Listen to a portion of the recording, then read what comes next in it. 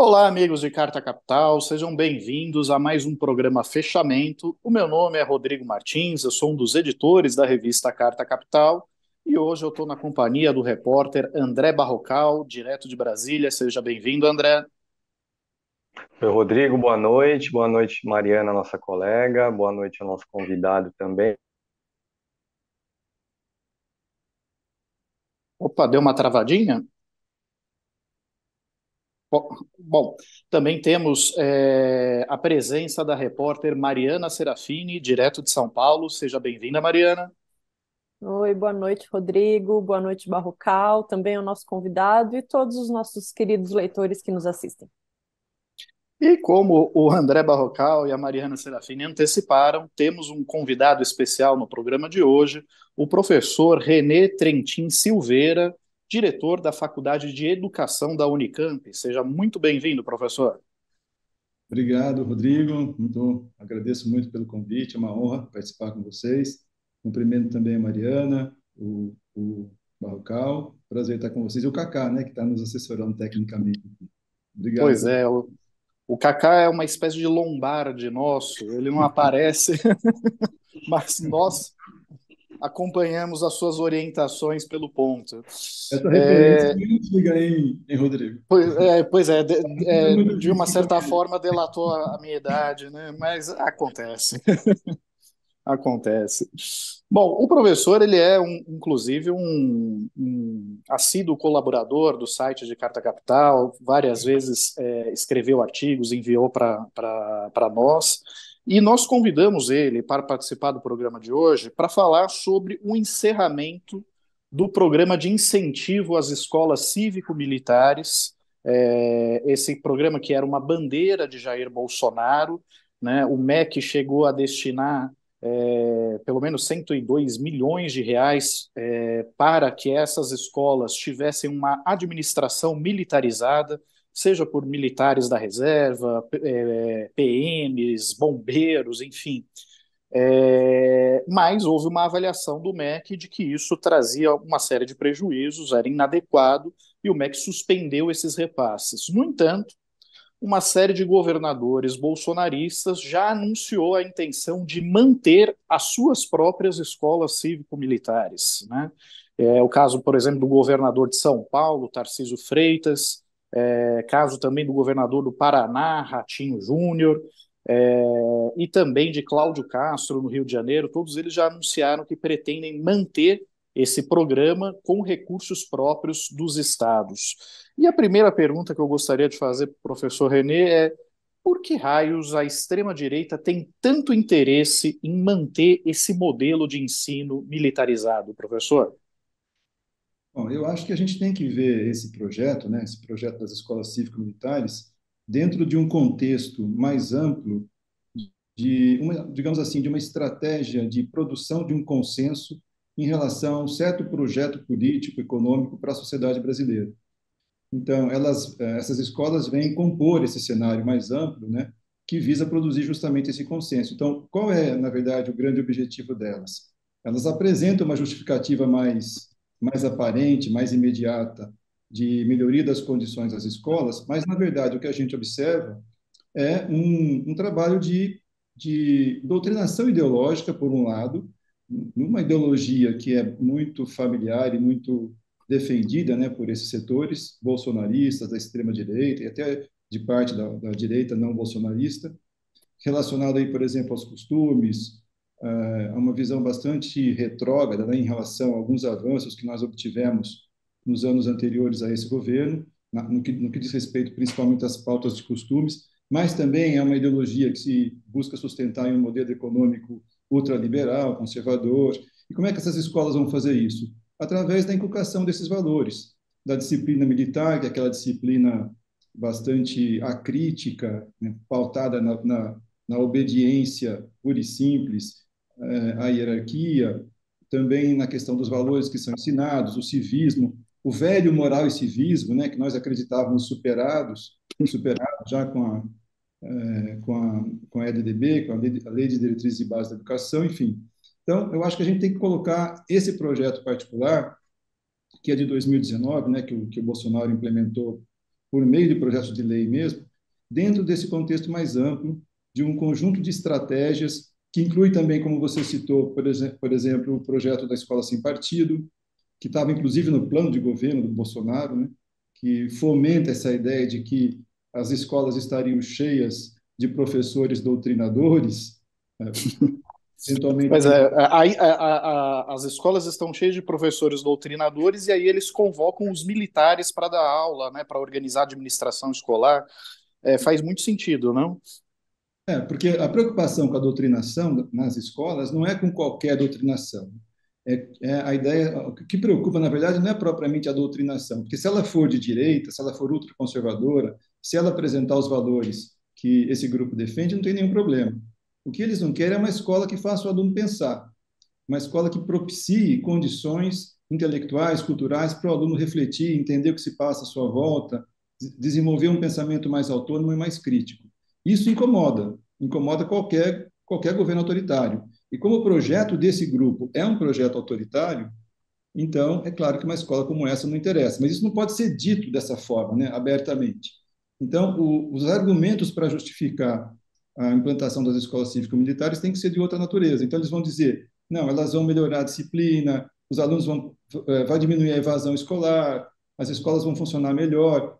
A ideia de implantar o sistema de gestão dos colégios militares nas escolas públicas é fundamentada com esse tipo de argumento. Mas, na verdade, o que se pretende ali é um tipo de disciplinamento bastante típico da hierarquia militar que inibe, proíbe, né, embota o pensamento crítico. Então, é um pouco por aí que a gente teria que entender esse movimento, na minha opinião, pelo menos. Diretor, boa noite mais uma vez. Esse programa, como o senhor mencionou, foi lançado em 2019 e ele foi implantado na prática a partir de 2020, então tivemos 3 anos de funcionamento dele, 20, 21 e 22, tendo chegado a cerca de 200 escolas. Nesse período de 3 anos, concretamente, existe alguma pesquisa, algum balanço que o senhor conheça, de repente na Unicamp ou de algum colega, de repente até seu trabalho mesmo, que analisou o resultado desse projeto, tanto do ponto de vista das notas dos alunos, quanto da disciplina nessas escolas? Eu não conheço nenhum trabalho acadêmico, científico ainda que tenha apresentado esses dados. O que a gente tem é manifestações, né, expressões, inclusive algumas pessoas que vão defender, que vão mostrar que tem resultados positivos, como apareceu na imprensa de ontem para hoje, né, com a divulgação dessa decisão do governo de suspender.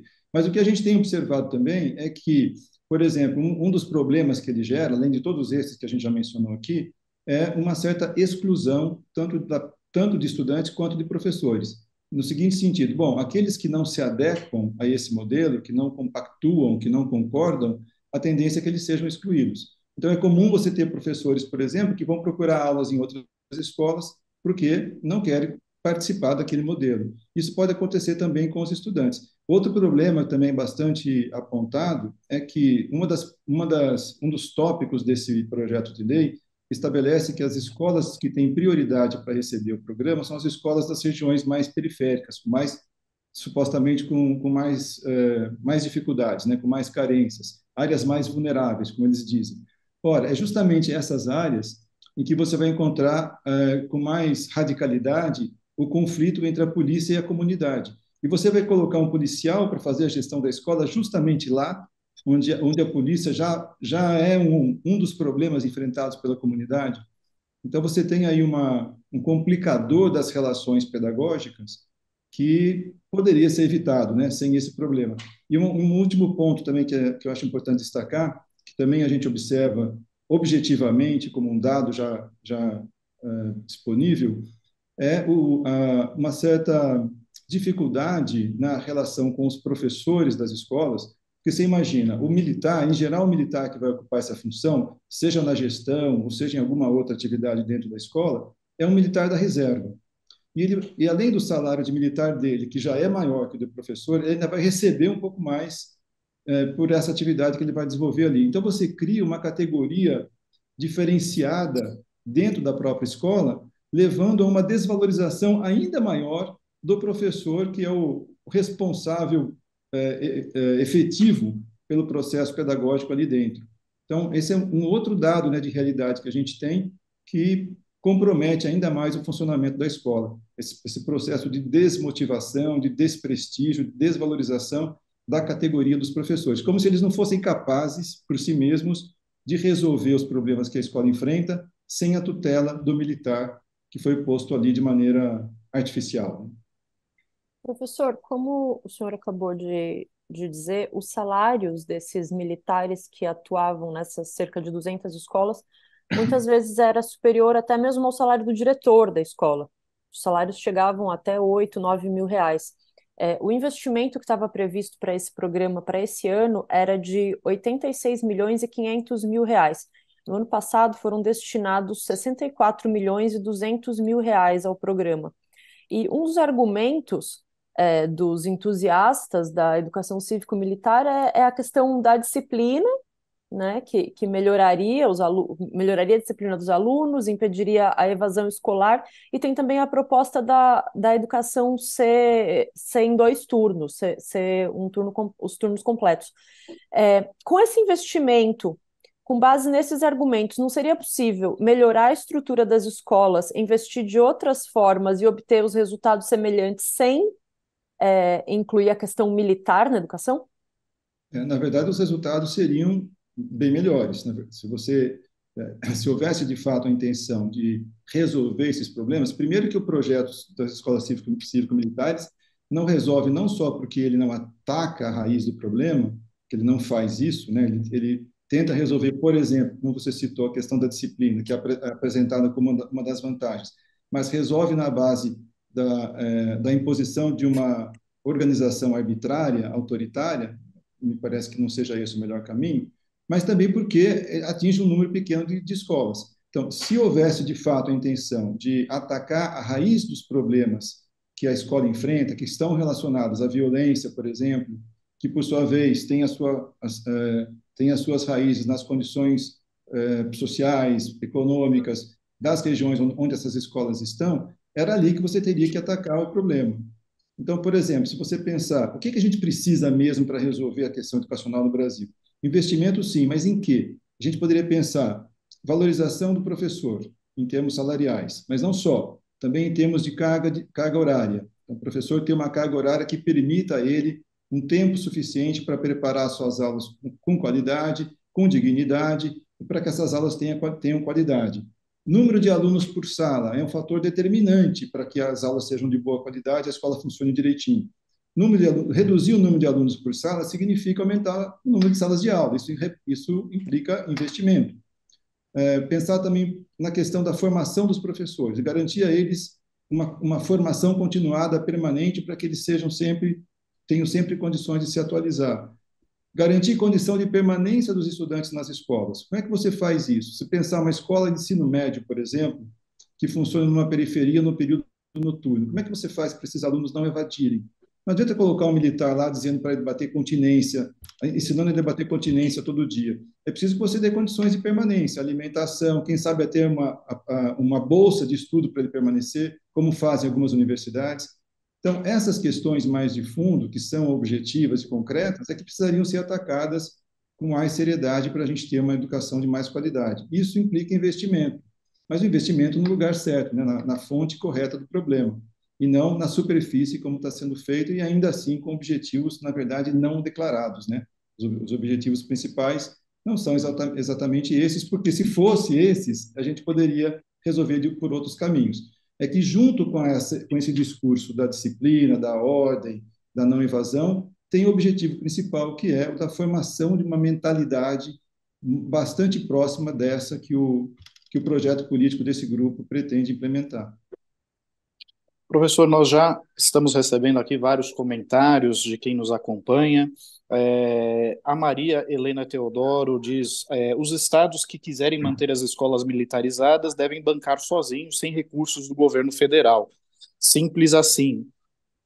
Em parte, né, Maria? Porque, na verdade, também é um problema para os alunos, né, que estão submetidos a essas escolas militarizadas nesses estados administrados por bolsonaristas. O Carlos Almeida acrescenta: se a educação militar é tão boa quanto eles dizem, então por que o Bolsonaro é uma porta? Eu não sei se o Bolsonaro chegou a participar de uma escola cívico-militar, mas com certeza ele teve formação na escola de oficiais das Agulhas Negras, e realmente é espantosa a formação dos nossos oficiais militares, né? Bolsonaro não é o único exemplo que a gente poderia dar. Inclusive, o Brasil já chegou, inclusive, a ter um especialista em logística do Exército no cargo de ministro da Saúde, que conseguiu a proeza de entregar vacinas que iam para Macapá em Manaus, a só 1.000 quilômetros de distância, além de ter deixado a cidade de Manaus sem oxigênio, mesmo tendo sido alertado com pelo menos 8 dias de antecedência. Esse é o especialista em logística do Exército Brasileiro que assumiu, né, o cargo de ministro da Saúde durante a pandemia. E aí eu fico, na verdade, assim, só aliviado de que o Brasil não entra em uma guerra efetivamente há muito tempo, porque se precisasse do nosso exército, sabe-se lá Deus para aonde iriam parar as tropas brasileiras. Mas antes de fazer a próxima pergunta para o professor René, eu gostaria que o Kaká exibisse aqui um trechinho de um discurso proferido pelo deputado federal Eduardo Bolsonaro, filho 03 do ex-presidente, no último fim de semana, durante um evento pró-armas em Brasília, no qual ele tece também alguns comentários sobre o que ele chama de professores militantes. Kaká, solta pra gente, por favor. As armas nos unem. A gente está trabalhando sempre pelo direito à legítima defesa. A gente sabe que o momento agora é de resistir, é de sobreviver. Falo com alguns colegas de clube que já fizeram demissões. Mas isso daí não pode ser impeditivo da gente fazer o certo. E o certo começa pela nossa família.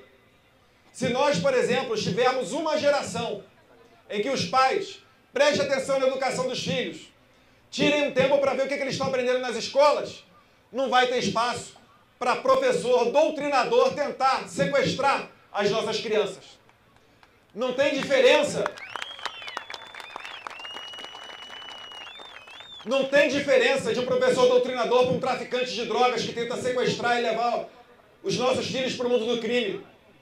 Talvez até o professor doutrinador seja ainda pior, porque ele vai causar discórdia dentro da sua casa, enxergando opressão em todo tipo de relação.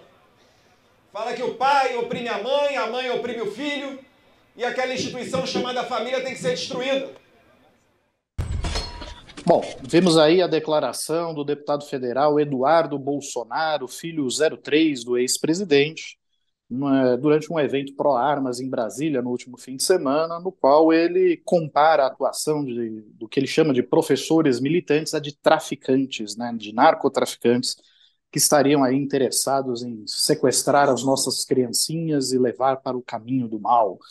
Agora, professor, ao mesmo tempo em que a extrema-direita apresenta esse projeto de educação militarizada, ela também defende com muito afinco o projeto que eles batizaram de escola sem partido e que, na avaliação de várias categorias, né, de profissionais da educação, representa uma mordaça ao professor, né, porque quer evitar que o professor faça qualquer comentário de natureza política dentro de sala de aula. Em que medida esses dois projetos estão coadunados na mesma proposta da extrema-direita no Brasil?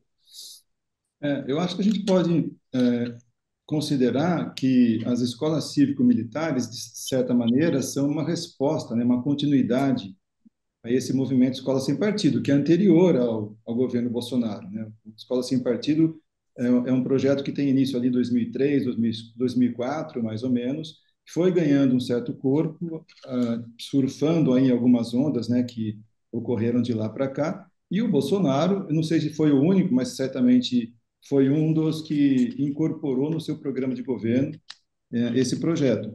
Então, você tem ali todo um movimento, um denuncismo, né, falso, sem nenhum fundamento de que haveria esse trabalho que eles chamam de doutrinação ideológica, né, nas escolas, que para eles é uma doutrinação de esquerda. Eles têm, na verdade, três preocupações, né, principais, quando eles se referem à doutrinação. Eles se referem à doutrinação política de esquerda, entenda-se basicamente o Partido dos Trabalhadores, né, que é o seu principal adversário.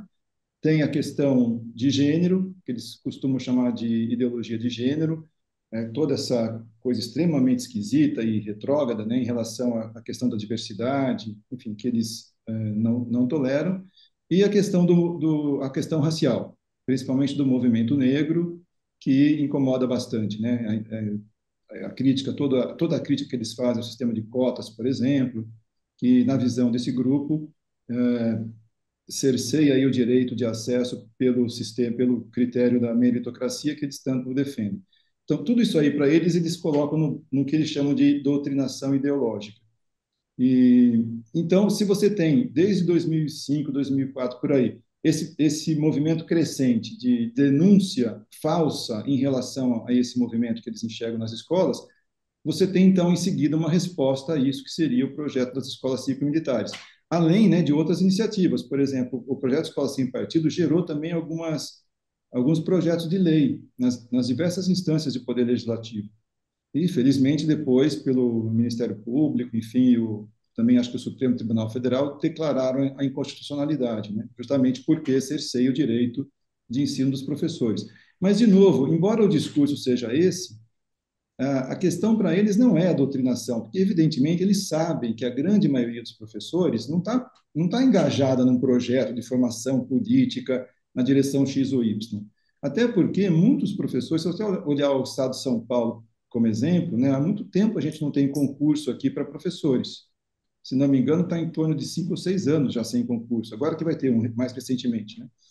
Isso significa que nós temos nas escolas hoje um percentual muito grande de professores que não são formados nas disciplinas que lecionam, ou que são contratados de maneira precária ou temporária.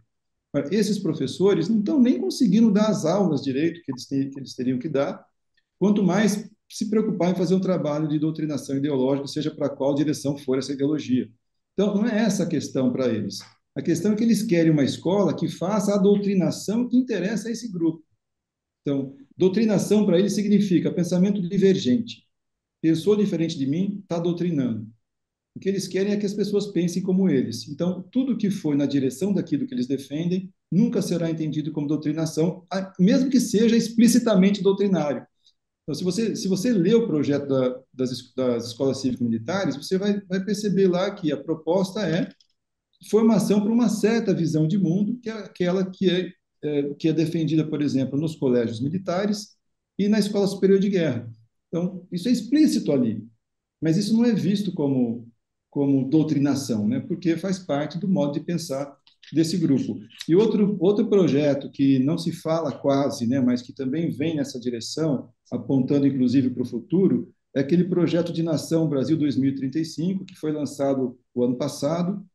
Pouca gente fala dele, né, mas que também no campo da educação procurava propor, né, para os próximos anos um projeto que visava construir alguma coisa até 2035 no campo da educação, procurava incorporar e consolidar aquilo que eles chamam de conquistas, né, de todas essas iniciativas que visavam conter esse movimento de doutrinação que eles enxergam nas escolas.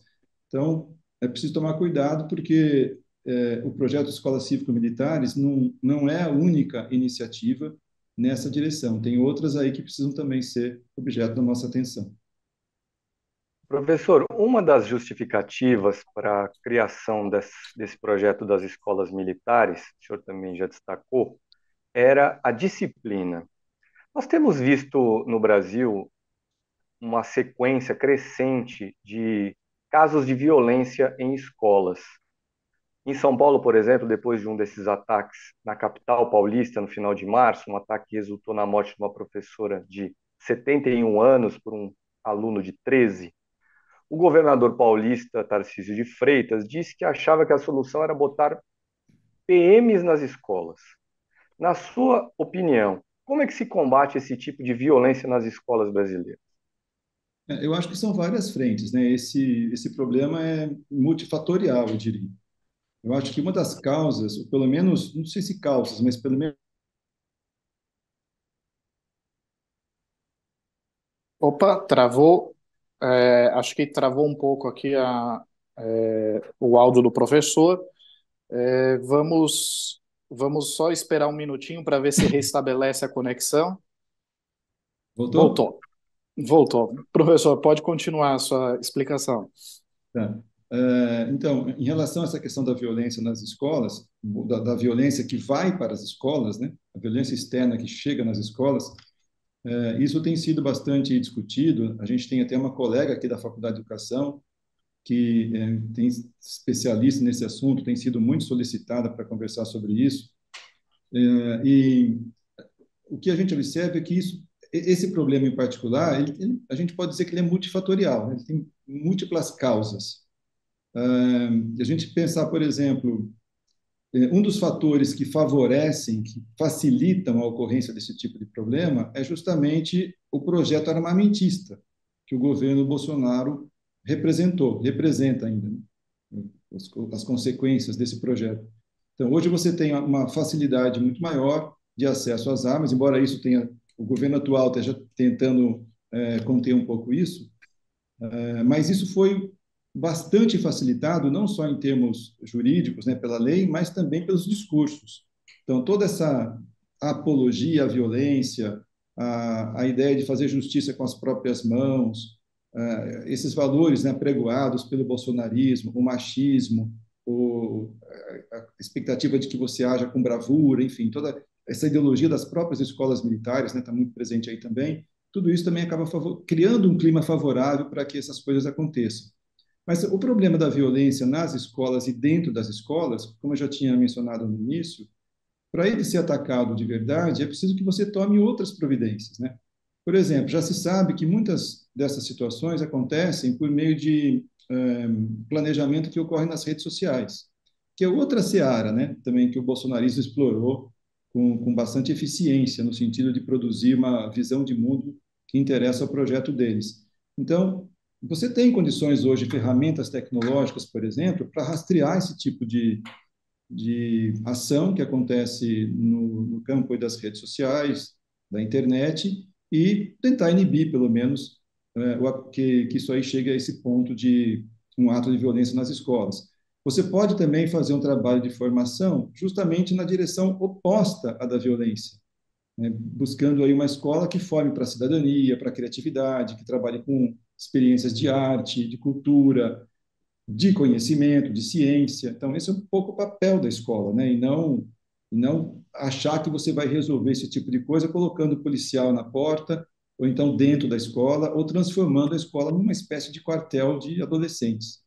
Acho que também não é esse o objetivo que nós devemos esperar da educação, a menos que a gente queira uma sociedade de cidadãos alienados, dóceis, que não sejam capazes sequer de perceber quando são influenciados por uma notícia falsa, não sejam capazes sequer de questionar aquilo que lhes é apresentado de maneira minimamente razoável. Professor, agora que o MEC suspendeu o programa das escolas cívico-militares, tão logo saiu o anúncio, como a gente já falou aqui no começo do programa, vários governadores vieram a público, governadores da ala do bolsonarismo vieram a público anunciar que não só vão manter o projeto da educação cívico-militar nos estados e, em alguns casos, até pretendem ampliar via decreto, como foi o caso do governador Tarcísio de Freitas aqui em São Paulo. O vice-presidente, o antigo vice-presidente do Bolsonaro, o general Mourão, também veio a público rechaçar a medida do governo Lula e dizer que foi uma medida revanchista essa, de suspender o programa, como a gente bem sabe, estava colocado só em pouco mais de 200 escolas. Então a gente vê que depois dessa eleição tão acirrada que aconteceu ano passado, que o resultado foi pouquíssimos votos a mais para o Lula que para o Bolsonaro, a guerra entre o campo democrático e a extrema-direita, ela continuou. O problema é que agora quem está no meio desse fogo cruzado são crianças e adolescentes nas escolas brasileiras. Como é que o senhor avalia esse novo problema? Deixa eu só fazer uma observação antes de te responder. Eu citei aqui uma colega da faculdade que trabalha com essa questão da violência, mas não falei o nome dela, né? Ela se chama Thelma Vinha. professora Thelma Vinha, que tem se especializado na discussão sobre essa questão da violência nas escolas. Quem sabe ela pode ser um dia uma convidada de vocês aqui, se é que já não foi. Com Então, certeza. então essa questão da reação, né, a essa medida do governo atual, do governo Lula, eu acho que era esperada, né? Se a gente entende que as escolas cívico-militares fazem ou faziam parte de uma estratégia mais ampla de produção de uma hegemonia, uma hegemonia na direção de um certo projeto político, é óbvio que isso ia ter uma reação. Então, principalmente, ou pelo menos, dos governos que compactuam, né, com esse projeto, os governos bolsonaristas. No caso de São Paulo, o Tarcísio, né, por exemplo, me parece que foi também uma estratégia de recompor um pouco o apoio que ele perdeu quando declarou publicamente a sua adesão ao projeto da reforma tributária. Ele foi bastante criticado, né, pelos próprios bolsonaristas e talvez tenha sido também um pouco motivado por essa necessidade de reconquistar parte, pelo menos, desse apoio, acenando aí para os setores mais extremistas do bolsonarismo. Mas na prática é isso, né? Eu acho que é uma decisão que visa não perder, não perder essa possibilidade de fazer da escola também um instrumento de produção dessa hegemonia, dessa visão de mundo que serve para justificar o projeto político desse grupo. Então, eles vão fazer isso mesmo, é esperado. Agora, como reagir a isso? Então, aí eu acho que cabe também aos professores, à sociedade civil organizada, aos sindicatos, ao próprio movimento estudantil, se mobilizar para poder reagir contra essa medida, né? Tanto do ponto de vista político, nas mobilizações, quanto também do ponto de vista jurídico, no sentido de garantir a liberdade do professor, o cumprimento dos objetivos da Lei de Diretrizes e Bases da Educação, a LDB, que visa formar uma cidadania crítica, um cidadão capaz de compreender o mundo em que ele vive e agir para transformá-lo, né? Enfim, tudo isso que a gente espera de uma educação minimamente libertadora, né, e voltada para uma cidadania mais ativa, mais crítica. Professor, continuamos recebendo aqui algumas mensagens. A Soraya diz: e eles não pregavam escola sem partido, agora querem uma escola com partido militar? E a Liriane de Pinho acrescenta: cabide de emprego para milico. Eles tiram da educação do Estado e pagam uma miséria para o professor concursado formado. Antes de fazer a última pergunta, eu gostaria só de pedir para o Cacá exibir aqui a print de um artigo que foi assinado pelo professor René na Carta Capital essa semana, Professores Perigosos, felizmente, no qual ele comenta a declaração de Eduardo Bolsonaro, né, e mostra muito claramente o porquê incomoda tanto uma educação que faça o cidadão pensar, né? Inclusive tem uma passagem que eu acho muito interessante quando o senhor lembra da questão do ensino domiciliar, né? A tentativa de controlar o que as crianças vão ser expostas, né?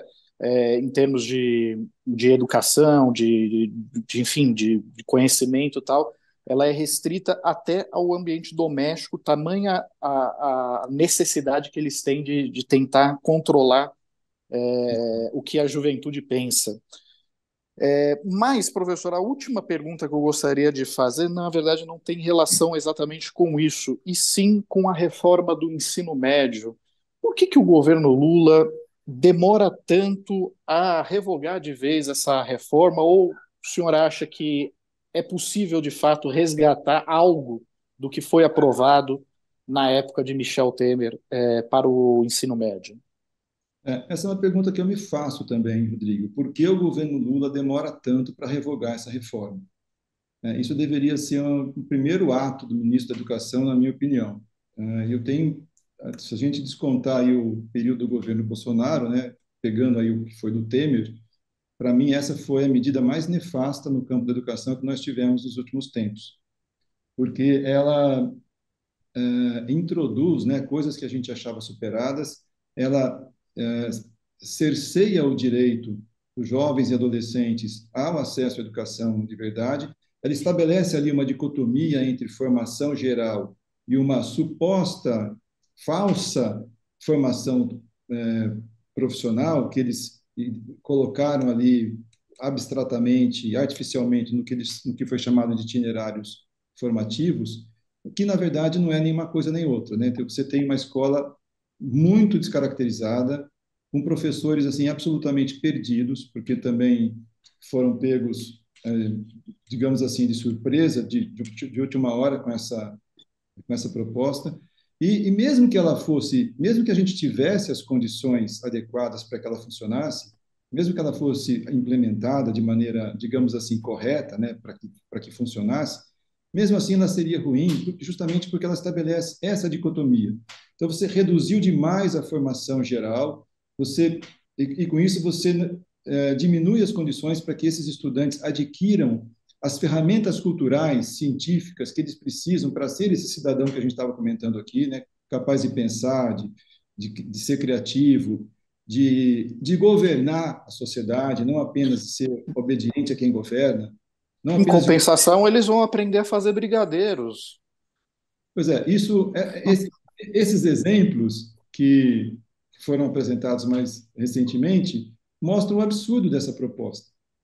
Se você visitar as escolas, conversar com os professores, você vai ver que assim, não tem praticamente ninguém satisfeito com isso, porque é uma grande farsa. Aquela propaganda que foi feita na época, né, sobre o chamado novo ensino médio, que mostrava uma série de opções, o estudante podia fazer isso, podia fazer aquilo, podia ser design de informática, e não sei mais o quê, aquilo deveria ser objeto de uma... Aquilo, na verdade, foi um crime, um estelionato, né? Porque as escolas nem são obrigadas por lei a oferecer tantas opções. E nenhuma delas tem condições de fazer isso. E mesmo que tivesse, isso não seria suficiente para garantir a realização do direito à educação. Por que nas escolas privadas isso não acontece? Qual a escola privada de elite que vai abdicar da formação geral, dos conteúdos tradicionais, que a gente chama de tradicionais ou clássicos, da escola humanista, da escola desinteressada? Então, por que para a classe trabalhadora, que é aquela que se beneficia, que estuda na escola pública, ela pode ser desse jeito? Então, tem um fundamento aí nessa proposta que precisa ser problematizado, precisa ser questionado. Por que o estudante da escola pública não pode ter uma formação tão adequada, tão plena, do ponto de vista das humanidades, por exemplo, que um estudante filho das elites? Por que ele não pode almejar o ingresso na universidade? Tem esse fator também, né? A ideia de que você pode destinar o jovem para o mercado de trabalho já no ensino médio, que é uma ideia que já estava presente lá na reforma da Lei 5692, de 1971, do regime militar, que tinha transformado o ensino médio em profissionalizante. Não é a mesma coisa, evidentemente. É uma reforma mais sofisticada essa, né, entre aspas. Ela vende a ideia de um atendimento a uma expectativa dos estudantes, mas é uma ideia falsa. Não só porque não atende na prática, porque escola nenhuma consegue oferecer um leque significativo de opções para esses estudantes, mas também porque não só não faz isso, como também não permite que ele tenha a formação adequada para a continuidade da sua escolaridade, né? Então, ela é ruim sob todos os aspectos. Precisaria conversar um pouco mais para detalhar esses problemas. Mas, do meu ponto de vista, não tem conserto essa reforma. Ela precisa ser revogada. O que a gente precisaria pensar é que ensino médio nós queremos para o Brasil. A gente precisa de uma escola que atenda às necessidades da população brasileira, do nosso povo, né? Dos objetivos que o país tem. Então, se a gente pode pensar, por exemplo, talvez um modelo que pudesse servir de inspiração, não para ser copiado, mas para ser pelo menos um ponto de partida da conversa, seria aquele dos institutos federais, que ali sim você tem uma combinação mais equilibrada entre a formação profissional e a formação geral. Mas não é isso que nós vemos na reforma do ensino médio. Então, você teria que ter um outro modelo, uma outra estrutura, uma outra carga horária, um outro jeito de funcionar, tempo integral, por exemplo, né? Com condições de permanência para os estudantes, para que ela fosse, de fato, de qualidade. Mas do jeito que está, ela é um grande engodo, na verdade, que está sendo desmascarado agora com os resultados que a gente está vendo. Tá certo, professor. Eu agradeço muito pela sua participação no programa, pela sua colaboração com a carta também. Aproveito para renovar o convite para todos que estão nos assistindo para ler o artigo do professor, publicado no site de Carta Capital, Professores Perigosos, felizmente. E as portas estão abertas. Espero que o senhor volte a falar conosco aqui em outras oportunidades. Eu que quero agradecer, Rodrigo, Mariana, Cacau, Barrocal. É minha primeira experiência num programa assim, como eu contei para vocês, né? A gente sempre fica um pouquinho nervoso nessas horas, mas eu espero que tenha pelo menos conseguido ajudar, contribuir aí para reflexão sobre esse tema e fico à disposição, agora que eu já perdi um pouco do receio inicial, fico à disposição para participar de novo se vocês acharem conveniente. Muito obrigado pela oportunidade. Não, com certeza, com certeza. Olha, qualquer professor já está mais do que gabaritado para fazer qualquer programa desse tipo. Fica absolutamente tranquilo. E com certeza nós vamos conversar novamente sobre outros temas no futuro. Muito obrigado, professor. Obrigado, boa noite para vocês. Bom, dando sequência aqui ao nosso programa, hoje o presidente Lula confirmou a nomeação do deputado Celso Sabino para ocupar o Ministério do Turismo, no lugar de Daniela Carneiro. Barrocal, será que finalmente isso vai satisfazer os parlamentares do União Brasil? Eles vão finalmente votar com fidelidade ao governo? Ou é mais um remendo aí nessa relação tumultuada que o governo está tendo com a sua base no Congresso? A aposta do governo, Rodrigo, é essa, que a troca ajude a melhorar a satisfação, digamos assim, dos deputados do Partido União Brasil em sua relação com o governo, e que essa satisfação maior se traduza em votos. É possível que isso aconteça, que essa aposta do governo dê certo? Sim, é possível. Por quê? Porque a atual ministra, aquela que vai deixar o cargo, a Daniela Carneiro, muito se fala que ela é do União Brasil, que o União Brasil tem 3 ministros desde o início do governo, mas a Daniela Carneiro não foi escolhida, essa é uma apuração que eu tenho, não foi escolhida por ser do União Brasil, ela foi escolhida por ser do Rio de Janeiro. O Ministério do Turismo, na montagem do governo Lula em dezembro, antes da posse do presidente da República, esse cargo de ministro do Turismo foi definido, então, para ficar com o Estado do Rio de Janeiro. Chama a atenção que a Embratur, que é a empresa brasileira de turismo, também tem um político carioca à frente, que é o ex-deputado federal Marcelo Freixo. Então, Daniela Carneiro, não, os deputados do União Brasil não se sentiam representados dentro do governo pela ministra Daniela Carneiro.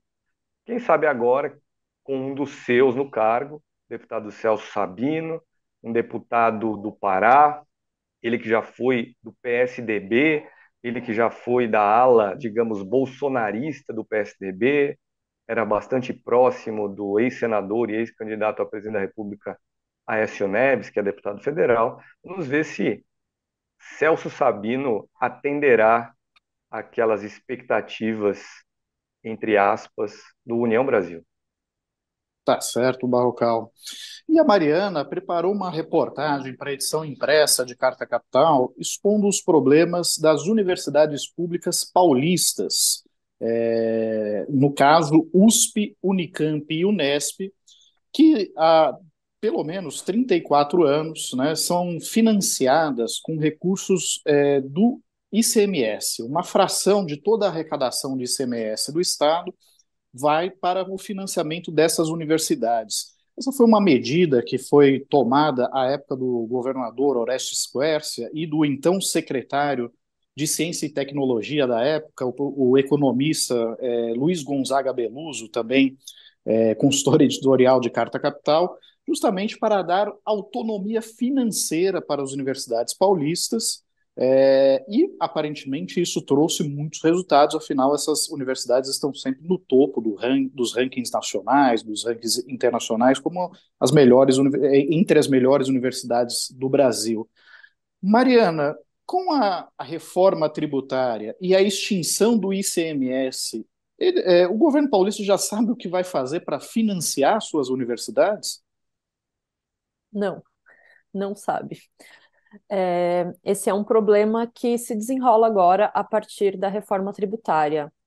Eu passei a última semana investigando esse assunto, Rodrigo. Foi bem espinhoso. Conversei com os reitores das universidades, conversei com o próprio professor Beluso, que foi o responsável por criar a autonomia financeira lá em 1989. E o debate se amplia porque os especialistas eles acreditam que nesse momento em que a coisa está um pouco turbulenta, seria ideal avançar na forma como esse financiamento público é feito para as universidades, porque hoje ele é garantido via um decreto. Então, vira e mexe, esse decreto precisa ser renovado. O que o professor Beluso sugere é que esse financiamento que vem de um imposto, que a gente não sabe ainda como é que vai ficar no futuro, seja constitucionalizado. Hoje, quem tem o financiamento público garantido na Constituição do Estado de São Paulo é a FAPESP, que é a Fundação de Amparo à Pesquisa do Estado. Ela recebe 1% do total do ICMS e é dali que vem a principal renda da fundação.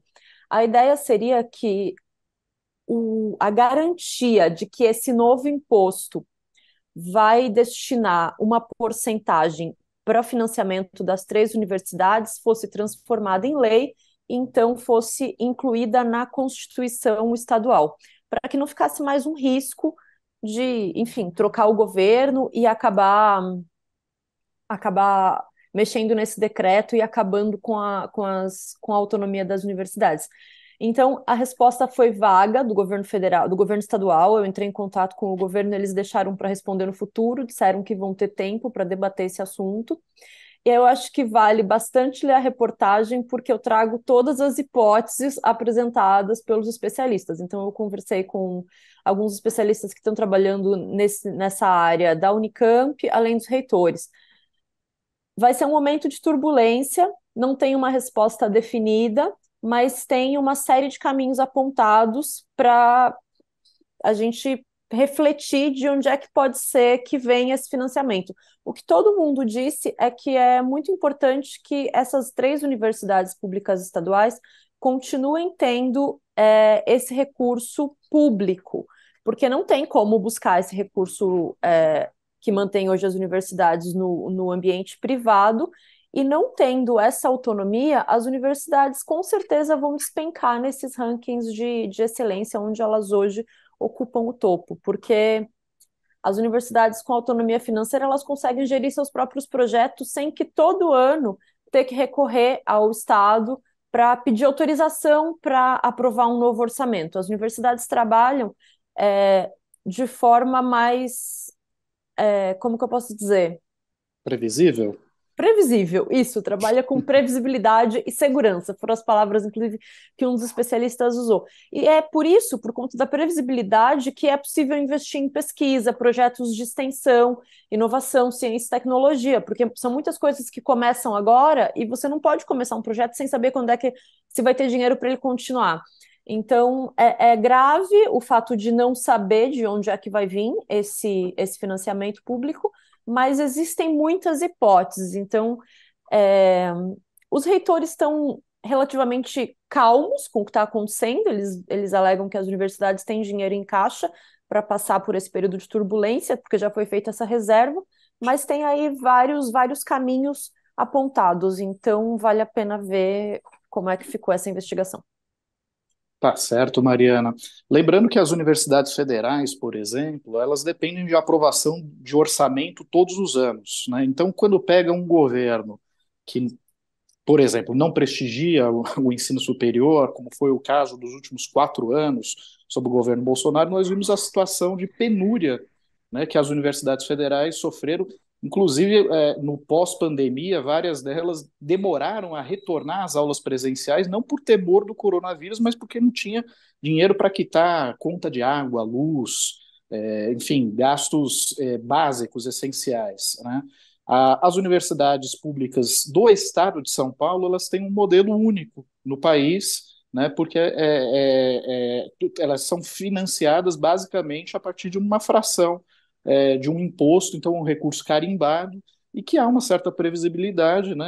Claro que a arrecadação pode aumentar um pouquinho, diminuir um pouquinho, a depender de uma crise, por aí vai, mas existe a garantia de que aquele percentual da arrecadação vai para as universidades públicas, né?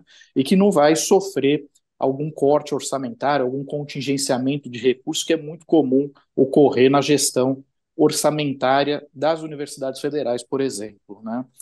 Agora, Barrocal, nesta semana nós tivemos uma série de depoimentos ou não depoimentos que atraíram os holofotes. Vimos o tenente-coronel Mauro Cid, ex-ajudante de ordens de Jair Bolsonaro, comparecer a uma sessão da CPMI dos atos golpistas no Congresso Nacional e permanecer em silêncio até quando foi perguntado sobre a sua idade. Nem isso ele quis revelar, né?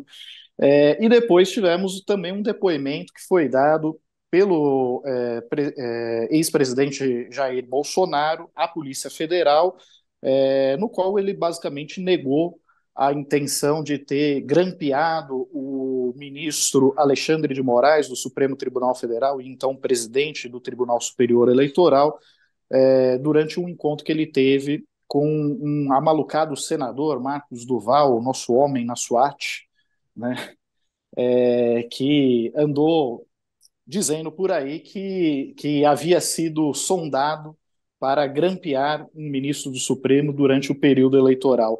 Alguma surpresa nesses depoimentos, Barrocal? Nenhuma surpresa, Rodrigo. Não era de se esperar que os dois, Mauro Cid e Jair Bolsonaro, fossem se incriminar. Quem achava isso era ingênuo, para dizer o mínimo. O coronel Mauro Cid, tenente-coronel do Exército, Mauro César Barbosa Cid, foi chefe dos ajudantes de ordem de Jair Bolsonaro na presidência. Valeu-se de uma decisão do Supremo Tribunal Federal para basicamente ficar em silêncio quando lhe convinha e não se incriminar. A Constituição brasileira permite que as pessoas não sejam obrigadas a se auto-incriminarem. Chamou atenção ali, eu destacaria aqui, foi a decisão dele de comparecer à CPI usando farda, ou seja, quis deixar bem claro que se tratava de um militar ali diante dos parlamentares. E lembro também que Mauro Cid está preso em caráter preventivo por ordem do juiz Alexandre de Moraes, preso desde maio, início de maio, em razão daquela obtenção por ele de um certificado de vacinação fajuto para Jair Bolsonaro, certificado de vacinação contra a Covid. Jair Bolsonaro não se vacinou, portanto, não tinha direito a esse certificado de vacinação. Quanto ao que disse Bolsonaro perante a Polícia Federal, no caso aí de alguma orquestração contra o juiz Alexandre de Moraes, também não dava para imaginar que ele fosse chegar lá e dizer sim, eu mandei, participei aí, me articulei com parlamentares para a gente golpear Alexandre de Moraes. Tudo dentro dos conformes, Rodrigo. Tá certo, Barrocal. E enquanto o distinto público estava distraindo, né, com o não depoimento de Mauro Cid e as negativas de Jair Bolsonaro, os bastidores do poder estavam em intenso movimento, pensando na sucessão do Procurador-Geral da República, Augusto Aras. E esse é o tema da reportagem de capa de Carta Capital, assinada por André Barrocal. E eu vou pedir para ele só nos dar um brinde, sem expor exatamente toda a sua apuração, até para não estragar o prazer da leitura dos nossos leitores e assinantes. Mas o que está em jogo nessa sucessão do Aras, Barrocal?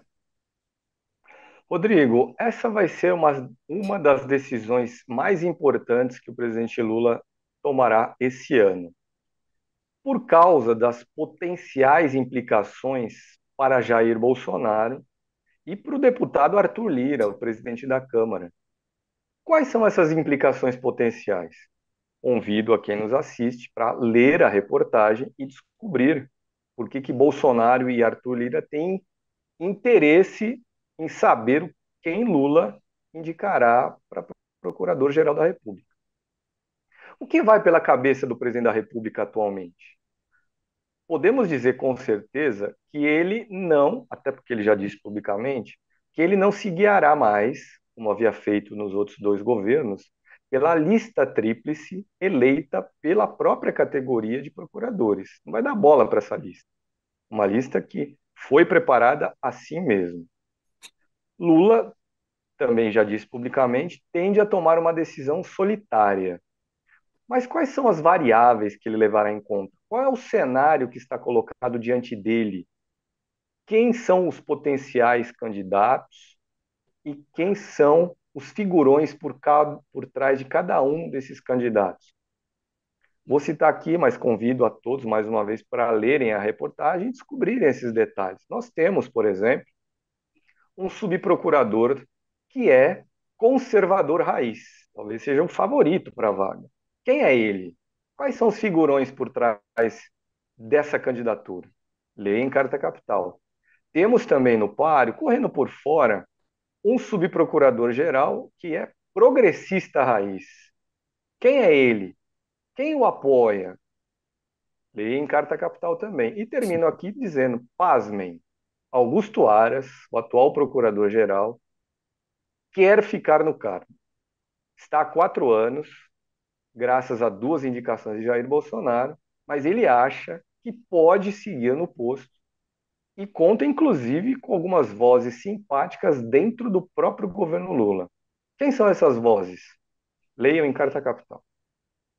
Bom, e eu acrescento, assine Carta Capital para você ler ainda hoje, né? Porque os assinantes de Carta Capital não precisam sequer esperar chegar a revista em casa, se for assinante da edição impressa, para ter acesso já na quinta-feira à noite, todo o conteúdo da revista está disponível para os assinantes lerem em nosso site ou no app de Carta Capital, no aplicativo de Carta Capital, disponível aí nas lojas do iOS ou do Google Play. Agora, eu só gostaria de lembrar uma passagem rápida, assim, que na verdade foi uma revelação feita pela Globo News, de um depoimento que foi dado pelo hacker Walter Delgatti, o hacker da Vaza Jato, aquele que revelou todo o conluio de Sérgio Moro com procuradores da República de Curitiba para prender Lula a todo custo. Pois bem, esse hacker, em depoimento à Polícia Federal, de acordo com a apuração da Globo News, teria dito que a deputada Carla Zambelli, bolsonarista, né, até a medula, o procurou durante as eleições do ano passado, mais especificamente em setembro do ano passado, quando as pesquisas já apontavam Lula na liderança e Bolsonaro estava desesperado tentando deslegitimar o sistema eleitoral. Pois bem, esse hacker disse que se encontrou à beira da rodovia dos Bandeirantes com Carla Zambelli, ocasião na qual a parlamentar bolsonarista teria pedido para ele invadir as urnas eletrônicas, o celular do ministro Alexandre de Moraes e a sua conta de e-mail.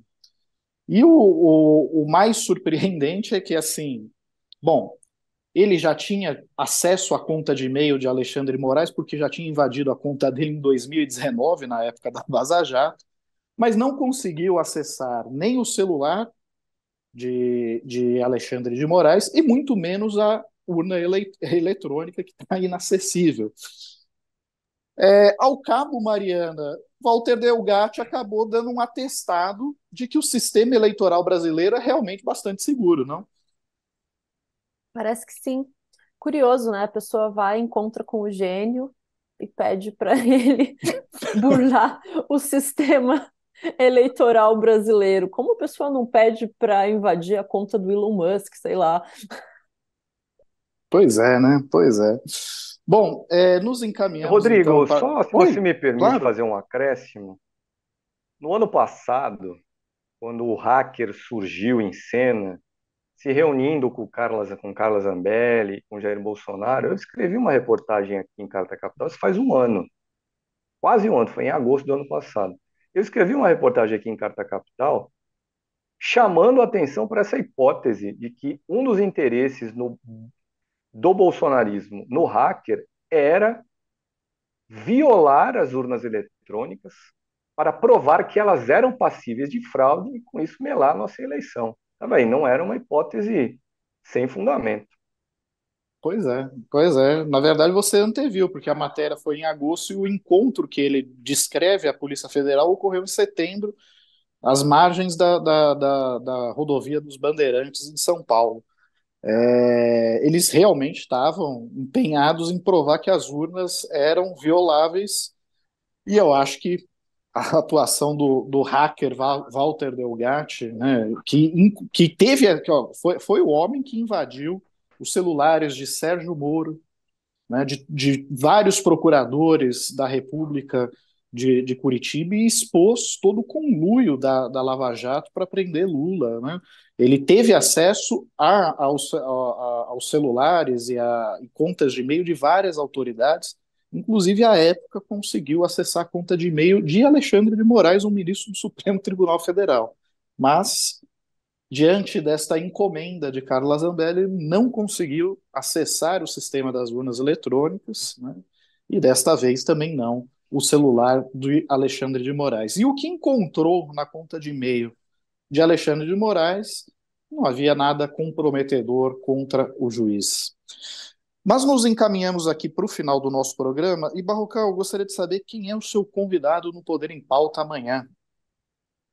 Dois convidados amanhã, um programa diferente, não é uma primeira vez, mas não é comum que haja dois convidados.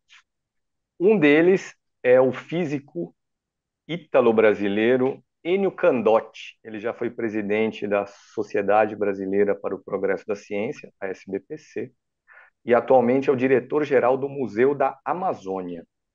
E o outro convidado é um professor de Geologia do Petróleo na Universidade Federal do Rio de Janeiro, o Jorge Picanso de Figueiredo, que foi, por 20 anos, funcionário da Petrobras. O tema da entrevista com eles, exploração de petróleo na Amazônia, Rodrigo. Será uma entrevista a partir das 10 da manhã, um horário, esse sim, um horário incomum, fugindo ao nosso tradicional horário das 16 horas. Tá certo, Barrocal. E qual assunto você gostaria de destacar aqui no término do nosso programa? Quem sabe, talvez, o desaparecimento da sua orquídea de plástico? As orquídeas de plástico nunca existiram aqui nesse cenário, foram sempre orquídeas de verdade, elas não estão aqui nesse momento porque orquídeas não florescem o ano inteiro. Não é o caso das minhas agora, elas não estão com flores, estão Não, mas eu só não com poderia o deixar a galho e minha, os verdes. não poderia deixar a minha implicância de lado, né, nesse momento. Faz parte do show agora. Mas diga lá, Barrocal, o que que você chama atenção? Eu gostaria de chamar a atenção para duas informações divulgadas essa semana a respeito dos pobres e miseráveis brasileiros. São muitos. Uma delas, divulgada pelo Ministério do Desenvolvimento Social, que é o Ministério do Bolsa Família, diz que no mês de junho, cerca de 40 milhões de brasileiros deixaram a linha de pobreza. Isso aconteceu devido à implementação, segundo o Ministério, devido à implementação completa do Bolsa Família renovado e remodelado, que agora é um benefício que é pago no valor de R$ 600, com um adicional de R$ 150 para cada filho de uma determinada família. Aliás, a propósito do Ministério do Desenvolvimento Social e de seu ocupante como ministro, o petista Wellington Dias, esse é um cargo que esteve nos últimos dias aí colocado na mira, na cobiça do tal do Centrão. O tal do Centrão entende que poderia indicar um substituto para Wellington Dias e alimentou esse sonho porque, essa é uma informação que eu trago aqui, o presidente Lula, de fato, diz nos bastidores que não está satisfeito até agora com a gestão de Wellington Dias. Diante dessas críticas de Lula a Wellington Dias, o Centrão cresceu o olho no cargo. Mas o próprio presidente da República disse hoje, num evento, que o cargo de ministro do Desenvolvimento Social é dele e que não será entregue para outro grupo político, o que significa que o Wellington Dias pode até não seguir ministro, mas não sairá da esfera de influência do PT e do petismo esse cara. A segunda informação, a FAO, o órgão da ONU aí para alimentação e agricultura, divulgou essa semana um documento sobre a fome pelo mundo, e esse documento aponta que aqui no Brasil subiu entre 2020 e 2022 para 70 milhões de pessoas aquele grupo que tem algum tipo de dificuldade para se alimentar. Não chega a ser fome, o passar fome de forma severa, que é não ter comida, mas são pessoas que comem mal. Tá aí, Rodrigo, 70 milhões de brasileiros, uma obra de Jair Bolsonaro. Pois é, pois é. E você, Mariana, destaca algum tema no encerramento do nosso programa? Taco, sim. Começou ontem em Brasília o Congresso da UNE, a União Nacional dos Estudantes, e ele vai até domingo. O Congresso parece que começou com um ânimo diferente dessa vez, porque uma retomada, né, dos debates em torno da educação depois do período nefasto do Jair Bolsonaro, então parece um novo fôlego aí para o movimento estudantil. O ministro da Justiça, Flávio Dino, participou na noite de ontem, foi ovacionado, parecia um rockstar. Os jovens gostam muito dele. A presidenta do PT também participou, a Gleisi Hoffmann, e o ministro do Supremo Tribunal Federal, Luiz Eduardo Barroso, que foi vaiado pelos estudantes por conta do piso da enfermagem.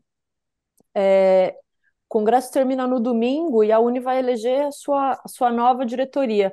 Acho interessante destacar que nos últimos anos, acho que quase todos os últimos congressos foram eleitas mulheres presidentas da Uni.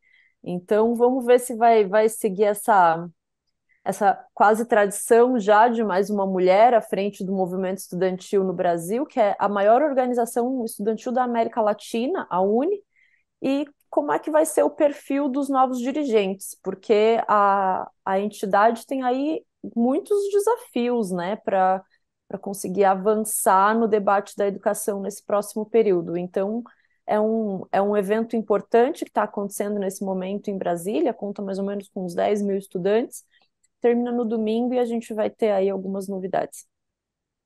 Tá certo, Mariana. Bom, eu agradeço muito a participação dos meus colegas de bancada hoje, ao André Barrocal, direto de Brasília, a Mariana Serafini, de São Paulo, ao nosso convidado que esteve até pouco tempo, René Trentin Silveira, que é diretor da Faculdade de Educação da Unicamp, e também a todos que nos acompanharam aqui pelo canal de Carta Capital no YouTube, e a todos que ainda vão nos assistir na reprise que será exibida pela TVT às 10h30, na TV aberta.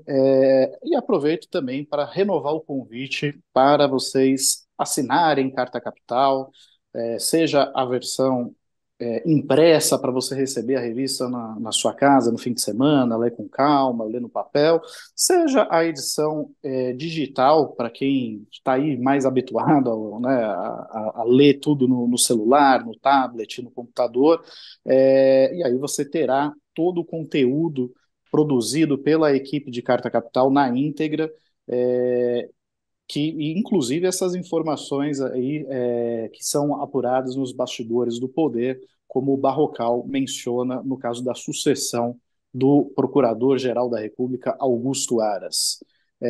Mais uma vez, agradeço a presença de todos, um forte abraço e até a próxima, pessoal.